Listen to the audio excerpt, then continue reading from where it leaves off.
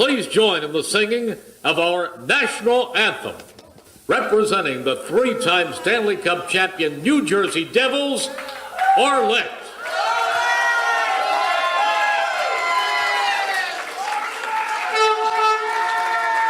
I feel like I'm at a game. Oh my gosh. Oh, say, can you see by the dawn's early light what so proudly we hailed at the twilight's last gleaming, whose broad stripes and bright stars through the perilous fight o'er the ramparts we watched were so gallantly streaming, and the rocket's red glare, the bombs bursting in air, gave proof through the night that our flag was still there. Oh, say, does that star-spangled banner yet wave o'er the land of the free and the home of the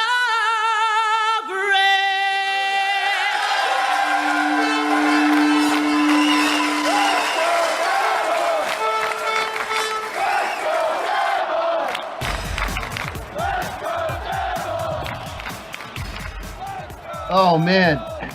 Happy Devil's Thursday. Dude. Better, you know what? This makes sense. Better late than never, like the Devils waited to the very end for that win.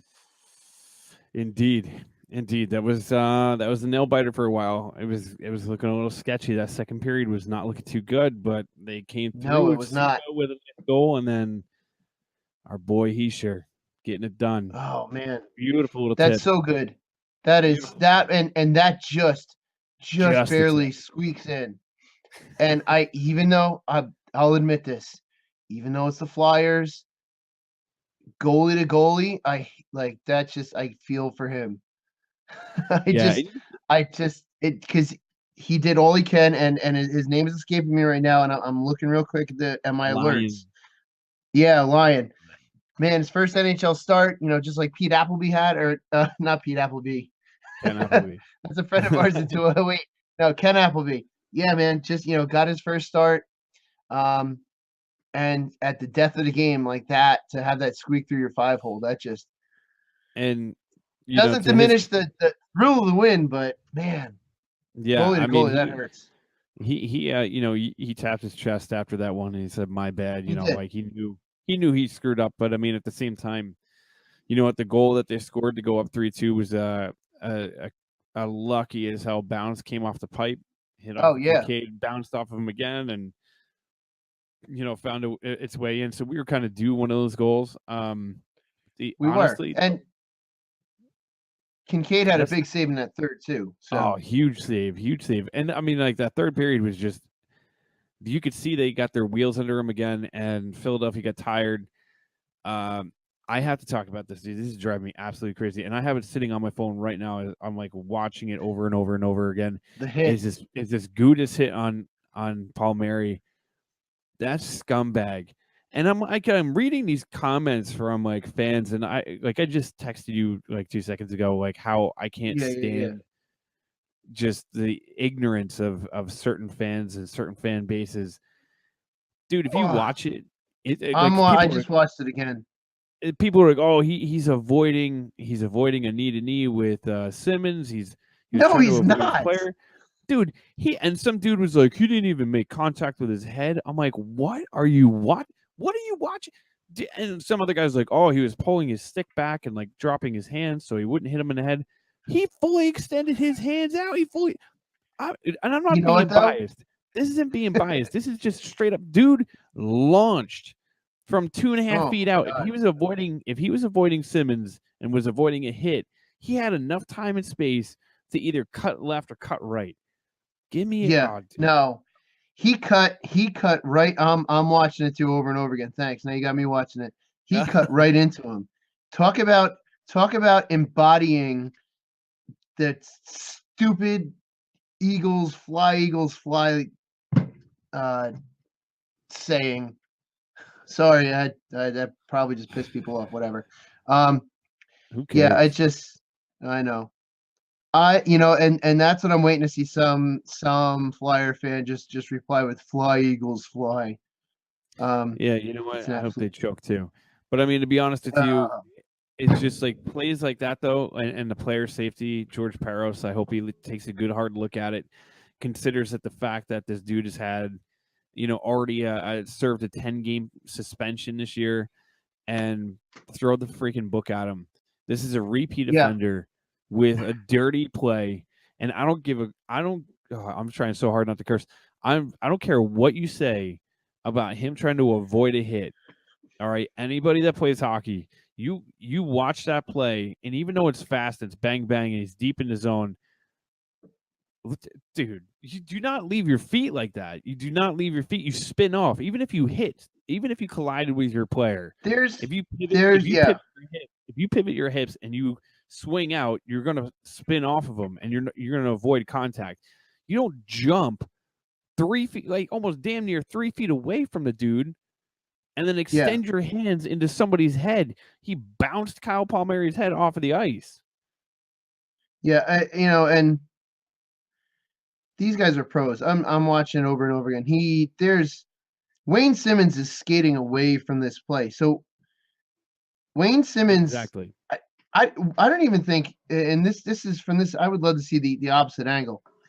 I don't even think Wayne Simmons is within 2 feet of this entire hit.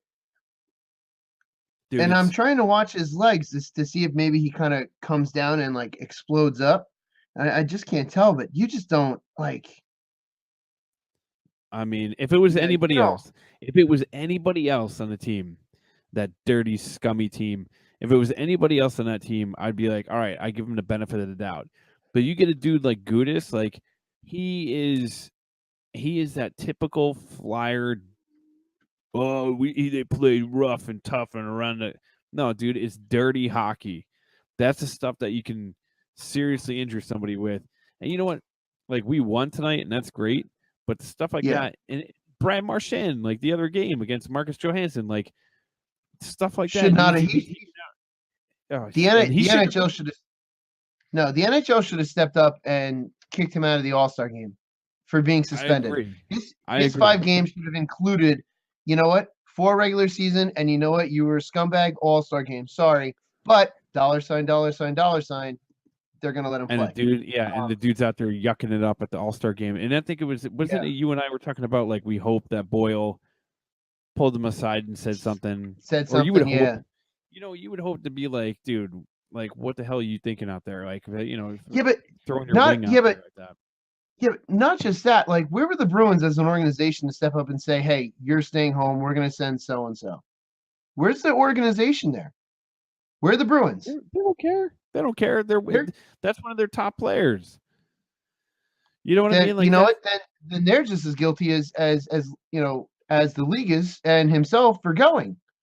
He could have said, "No, I'm going to step away." The league could have said, "No, your 5 games includes the All-Star game," and the Bruins could have said, "No. You're suspended 5 games. That was a dirty play." They don't have to come out publicly and say it. They don't have to say why.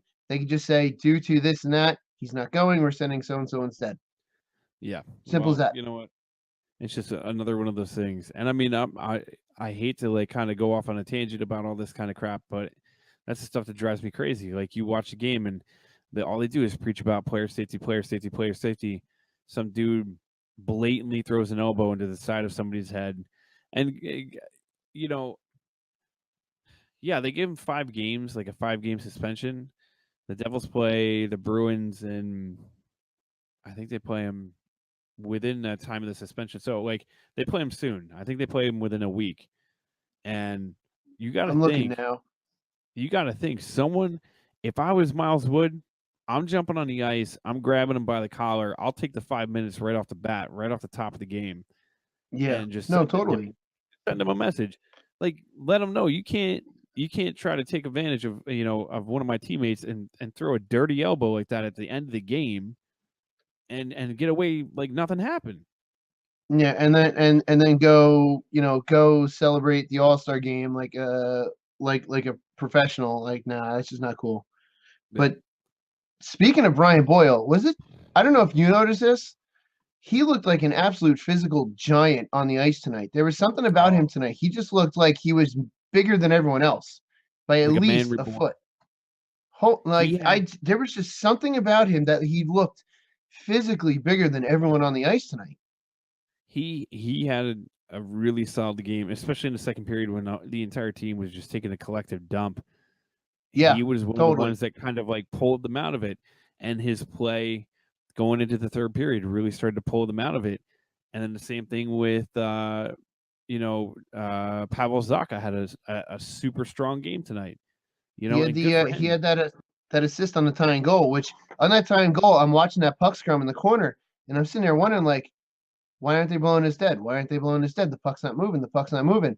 All of a sudden, the Devils come out with it, and flash thought in my mind going, "Oh, wait a minute, maybe this." And there was the goal. It was like holy crap! I'm glad they didn't blow it dead, but that puck didn't move for a good couple seconds. I'm Dude. I'm actually surprised that they didn't blow it dead.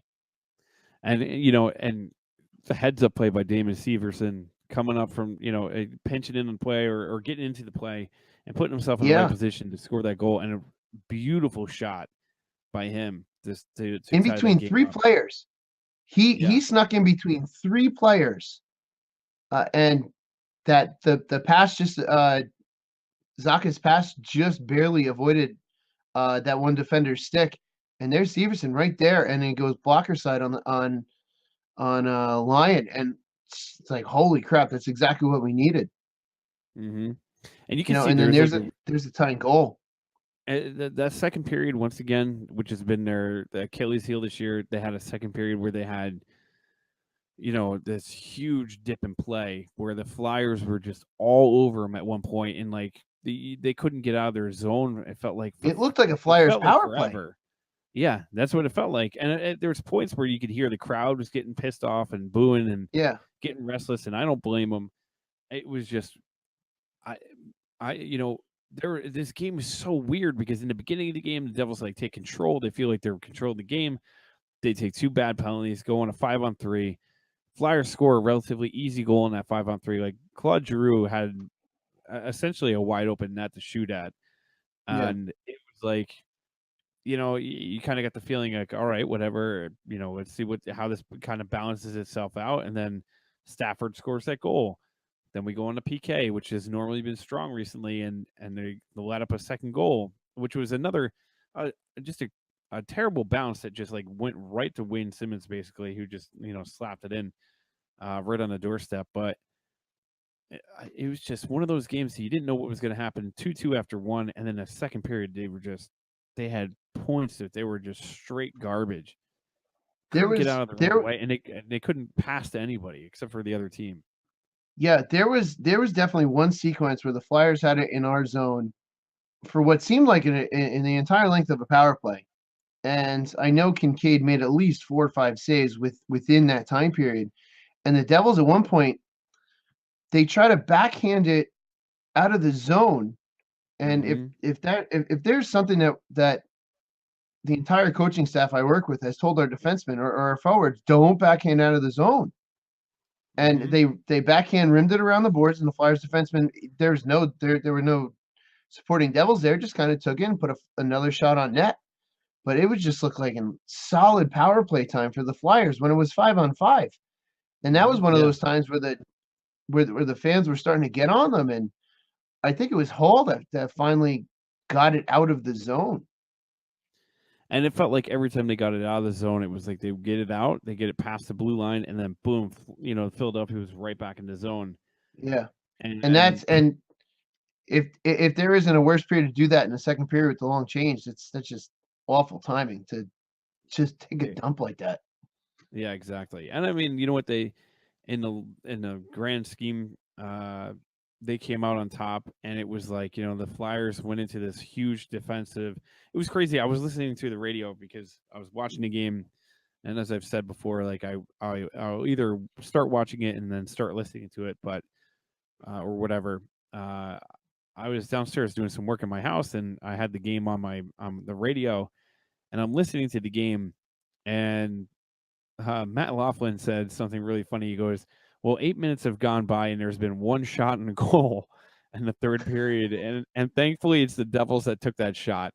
And I thought that was so funny. But then him and Chico were pointing it out. Like, Chico had some really good points tonight. He kept saying, like, this is a brand new goalie in his first NHL start, and they keep firing the puck low right into his pads. And a lot of the saves that he was starting to get in the third period were just, pretty point blank. And he's like, you got to get him moving side to side. You got to get him, the shots higher. And then it was almost like he was channeling that energy down at the bench, because all of a sudden the shot range changed. Everything started to change, and the momentum started to swing in the Devils' favor. And it was because I think that the Flyers are trying to play too much of a defensive game, and they were trying to, old school hockey, get that one goal lead and just sit on it. And you can't do that in the NHL anymore. No, you can't. Especially even though the Devils have cooled down from the hot start that we had, but the Devils are still a dangerous, fast team. There's no way you're gonna sit on a 1-goal lead against the Devils, because the explosive scoring, if they can pull it off, is there. And one mistake, two mistakes, and all of a sudden it's like, there was that third goal, which was the result of hard work, the tying goal. And then excuse me, it was whatever. You just cannot, you're not going to win a 1-0 game. But I did get nervous in the final 30 seconds when the Flyers had the goalie pulled and they were in the zone again. It was like, oh man. Oh yeah. It just had that feel, that pit of my stomach was just like, wow, this may end in a tie, but they hold it and we don't give away a point. And that was a crucial point too. Yeah. Well, we jump back up into the second or third? Second, right? Second. We're 1 point ahead of Pittsburgh, who is our next opponent. So that next game now becomes a pivotal game too. But at the same time, if the Devils lose tonight in regulation, that makes the Pittsburgh game 10 times worse, because now you're a point behind Pittsburgh, and if you lose to them, then you go 3 points behind. So now we're back in the driver's seat with Pittsburgh. So they still need to win because they're only 1 point ahead, but they do have 2 games in hand. No, I thought it was 3. They said tonight 3. 3? Is it 3? I thought Pittsburgh has played 52 and we've played 50. I'm trying to get onto the app to take a look at anything, but it's let me take a look here. Much like the rest of everything tonight, it seems to be not wanting. Oh, here we go. Devils games played. No, it's 3 games. Pittsburgh's got 52 games played. We have 49. Really? I'm looking right at the app, and it says games played 50 for us. Well, just like everything else, doesn't want to work. I'm looking at the Eastern Conference standings. Hey! Yeah. From beyond the grave. Yeah, right. Sam from beyond the grave. Yeah, Washington. Either way, we have. Either way, we have games in hand. We are now back in the. We're in the playoffs, but there's no solid in the playoffs in the Metro Division. No, I mean, there's a point. It's like a point. Let's take a look at this right now. So, in first place is Washington, and you'd think that they're sitting pretty. They have 65 points, but the Devils are right behind them at 60, which is only a 5-point difference. Which at this rate, considering everybody plays everybody in the Metro right now, that means nothing. So the Devils sit in second place, right, with 60 points.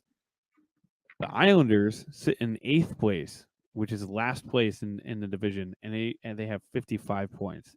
That means there's only a 5-point difference between second place and 8th place in the division. You're a couple games on a hot streak away from getting yourself into a playoff spot, and you're a couple of crappy games away from finding yourself at the bottom of the division.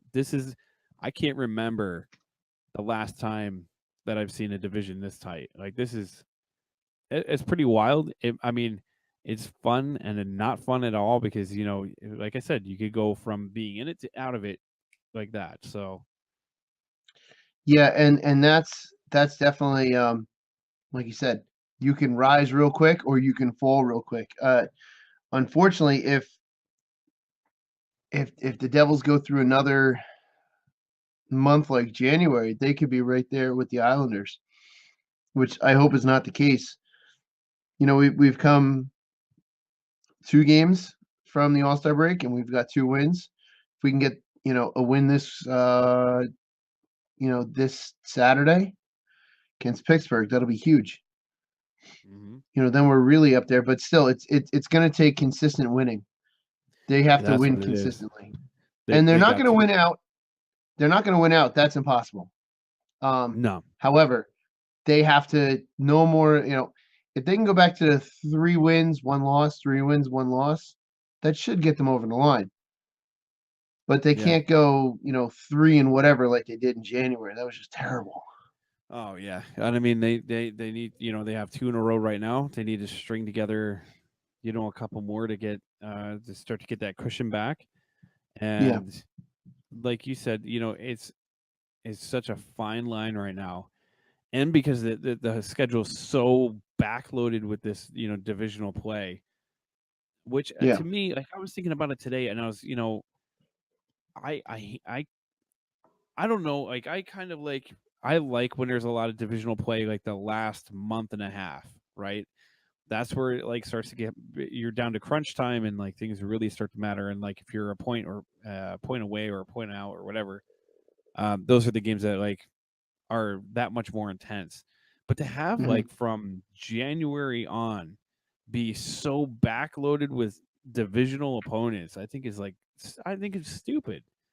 And some divisional opponents that you haven't even seen all season. Yeah, I think this is the first time we've seen the Penguins, if I'm not mistaken. You may be right. I'm trying to look at the schedule, but it's not coming up. It's you could easily balance it by if play against the divisional opponents in the beginning, 2 games, play your other opponents, and if you want to mix in outer division and then the other, the other half of your divisional games at the end, that's fine. But to wait all this time to see teams that are not very far away, you think you'd want to spread that out because especially for the Metro division, Devils Rangers rivalry, and based on locality, Devils Islanders can be a rivalry. Just all these Devils Flyers, huge rivalry. I don't know if there's much of a rivalry with the Penguins, but still, everyone loves. The Penguins have the players. You love to hate come in. So why would you avoid that? It's and we're so close geographically that it's going to be a big deal in this area. I don't know. I just don't know why they're. I don't know. Fact, I Makes think no sense. it's crazy because I think, and I could be wrong about this, but I think that the next time they play the Flyers, that's it for the rest of the year. So they got it. They condensed all those games into like a month and a half, and then boom, and then it's gone. Like that's stupid. You should spread those. To me, do you remember the days of like you used to play your division so much it was sickening. Wasn't it 6 games at one point? Yeah, you would play everybody like 6 times or something like crazy. Yeah, like 3 home, 3 away, something like that. Yeah, and that was before they instituted the where everybody had to see everybody, which I think is probably one of the smartest things that the NHL ever did, was making sure that everybody played everybody home and away. So, we get to see a Connor McDavid and a Sidney Crosby and a Austin Matthews and all these guys. I think that's the smartest thing they could have done. But at the same time, that kind of messed up the schedule where like you're taking away some of those divisional games, but at the same time, you don't have to like condense them all into one little area that it makes it like they're like, oh, it makes it so intense. It makes it so intense. It's like, no, it doesn't. Like you get them all out of the way, and then it's like, oh well, towards the end of the year, it's so much fun when you get to see that Devils Flyers game or that Devils Rangers game when there's only 2 or 3 points separating the two teams and there's a battle for a playoff position. I don't know. I just think it Yeah, was mishandled. well, it's almost like you can with this condensed scheduling. It's like you can play yourself out of the playoffs if you have a bad streak in the third quarter of the season. You have Yeah. such a condensed schedule. You take a dump 3 games against the Flyers, 3 against the Rangers, 3 against the Penguins. Well, you're screwed for the division at that point. Mm-hmm. If it's that condensed, that's why play in the beginning, play your division at in the beginning and the end. Play the other teams, in the middle. Maybe have a couple divisional games in the middle there too, just to get attendance. Mm-hmm. But to have everything so close like this, it makes no sense. I mean, I think it's what do we play the division 4 games each, right?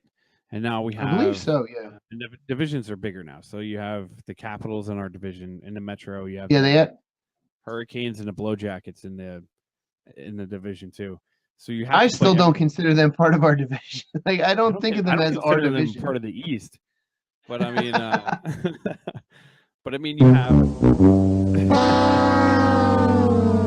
you have all these teams. You have all these teams, so you have to play each of them 4 times, right? That takes up a huge part of your schedule. But like you said, maybe spread that out so you get the one game against the Rangers and one game against the Flyers and one game, and you put it in the beginning. You could pepper it in the middle, and then at the end. I mean, I don't know. It's just it shouldn't be like the fact that the Devils are playing the Penguins for the first time this year at this point in the season. Like it's just weird. Yeah, I know. I mean, to bring in a little, something from another sport with soccer with the Red Bulls. At least the last 2 seasons, we've had our last game of the season against a direct rival, and the league has made that final day where all games kick off at the same time, and games matter. Mm-hmm. But again, we've finished, against direct rivals on, both those, at least the last 2 years, at least I can think of that my memory will go back that far. But and the NFL does the same thing. The NFL will have all divisional games, like the last 2-3 weeks will be just divisional games, and that makes a huge. But then you also open against the divisional. The Giants always open against the Cowboys. Mm-hmm. So right, there's the first half of the Cowboys series, and then you have it towards the end again. It makes so much more sense. And it's like I agree with like starting off the season. Like it's always weird when the Devils play like the Stars or Anaheim or Colorado in the first game of the year, and it just feels weird. Like I always feel like you should start the season with a divisional game. You know what I mean? You should always start the season within your division, and then from there kind of. I think in any area in the country, yes, but geographically where we are, it doesn't work. Because you open up against the Rangers, you want your home opener to be a sellout with your home fans. You open up against the Rangers, half the building is Ranger fans because they can't afford to go to a home game themselves. There it is. Or like even the Islanders or Flyers or the Penguins. Geographically, we're too close geographically to do that. In the West, you can do it. But I mean, you could still start with Washington or Carolina then. That's still within your come on. division. The league is not going to have the Devils play Washington in the opening game. They're going to have Washington play the Penguins in the opening game. Of course. Come on. Well, then throw us a bone and give us the Carolina then or the I'll do Carolina. Yeah. Carolina works, and now that they've spread out our division a little bit, Carolina works.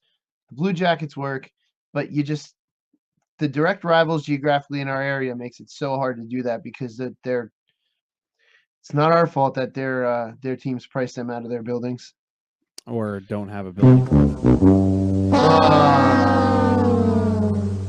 Hey, we get to go to the mausoleum. We get to go back to the mausoleum next year. Yeah, A revamped mausoleum. And revamped with no luxury boxes and just straight up old barn hockey, which is kind of cool. Yeah, I mean, right? I have to admit that is kind of cool that they're going to be playing 12 games at over at the Nassau Coliseum. And I think it's kind of funny too. Like Barclays Center got stuck with them, for the other half of the season that they have to be at home.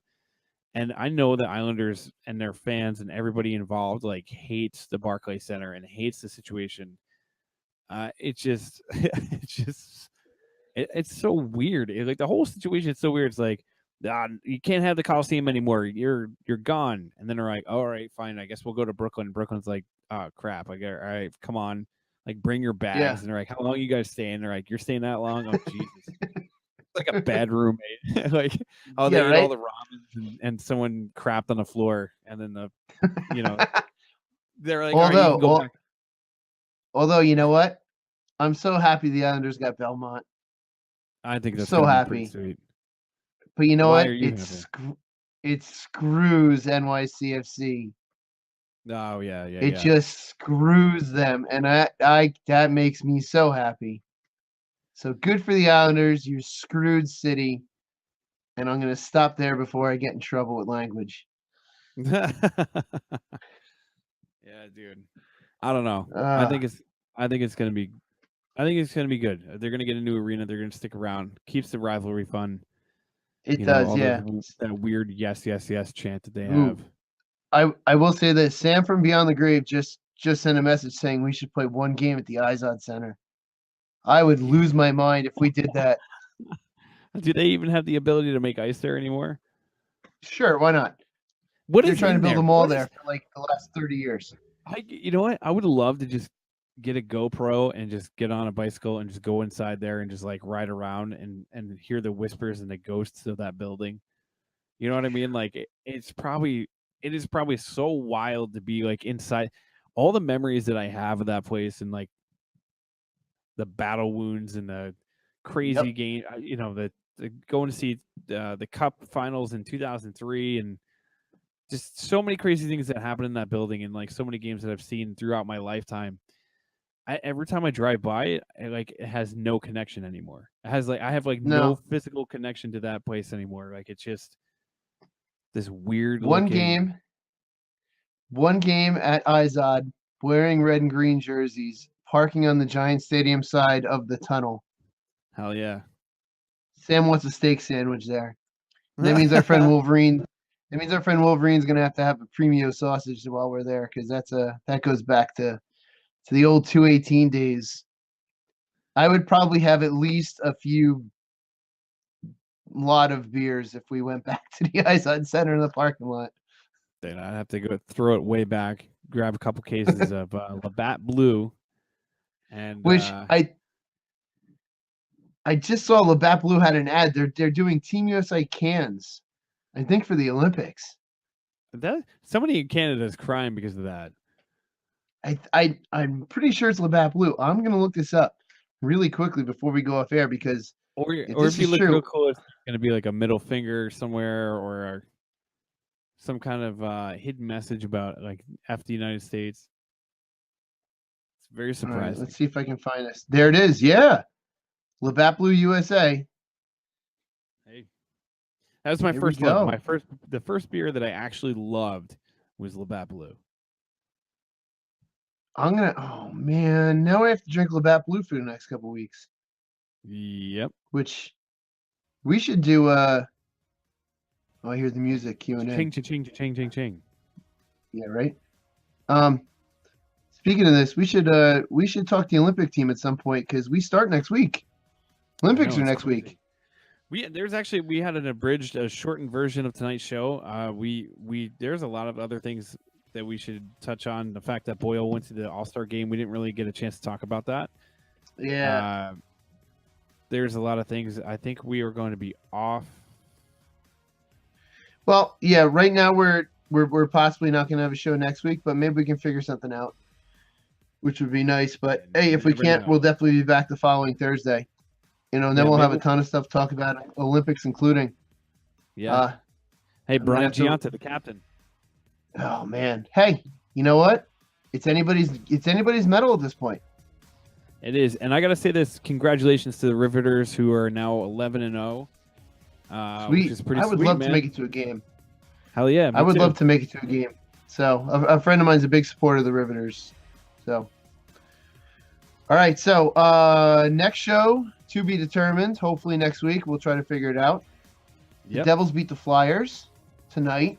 Feels so nice. Nico Heischer, game-winning goal. Number one Devils star. Penguins Saturday, and hopefully a non-result for either team Sunday night. That's, I think, best case scenario.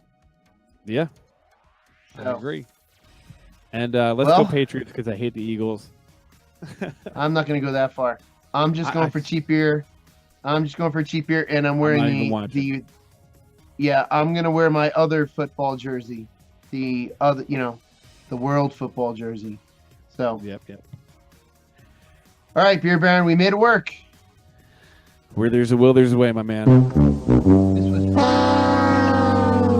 What's that for? We made it work. Yeah, we did make it work. We actually, and we went beyond our allotted 15 minutes. Yeah. We Like a went half well hour. beyond our 15 minutes. There we go. Half-hour show. Be good. Hey, I'll take it. Half-hour show. So, all right. I guess until next time, let's go Devils.